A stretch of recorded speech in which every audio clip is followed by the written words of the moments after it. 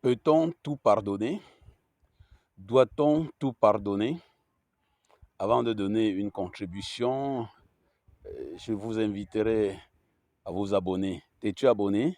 Si tu l'as fait, merci. Si tu ne l'as pas encore fait, abonne-toi, laisse un petit commentaire, appuie sur la cloche et mets un petit j'aime. Et ça me plaît aussi, j'aime ça. Voilà, peut-on tout pardonner?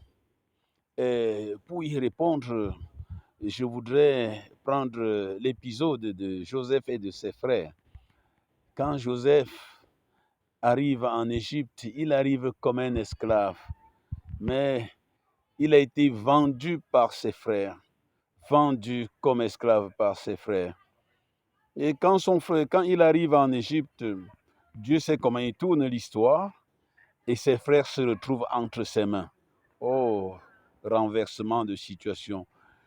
Qui est-ce que Joseph a en face d'eux? Il a des personnes qui sont jalouses de lui. Rappelons-nous comment il l'appelait. Ils sont des personnes qui l'ont vendu et qui ont dit à son père qu'il est mort. Voilà qui Joseph a en face de soi quand il voit ses frères en Égypte. Mais il a aussi ses frères. Il avait donc deux choix. Soit voir un frère, soit voir des frères, soit voir des assassins. Mais Joseph fait le choix du pardon. Il voit des frères. Il pouvait se venger. Il avait tout ce qu'il fallait pour se venger. Et d'ailleurs, l'épisode de la coupe perdue nous montre qu'il avait tous les moyens pour les prendre.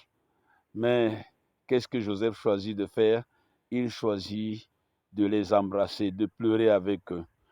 Oui, chaque fois que nous sommes blessés, que nous avons été vendus, que nous avons été trahis, que nous avons été détestés par une malsaine jalousie, nous avons le choix entre nous venger, et Joseph avait cette possibilité, il l'a démontré, ou encore voir derrière celui qui l'a fait un frère.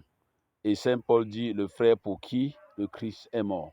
Alors l'épisode de Joseph nous dévoile aussi combien de personnes chaque jour font joyeusement, même si c'est avec douleur, le choix de voir dans la personne qui l'a blessé un frère qu'il peut encore embrasser, un frère qu'il peut transformer par son amour. Joseph embrasse ses frères, il leur donne une vie meilleure. Et à partir de ce moment, on ne parle plus d'eux, on ne parle que de Joseph. Voilà comment Dieu continue l'histoire de ceux qui ont pardonné. Loué soit Jésus-Christ.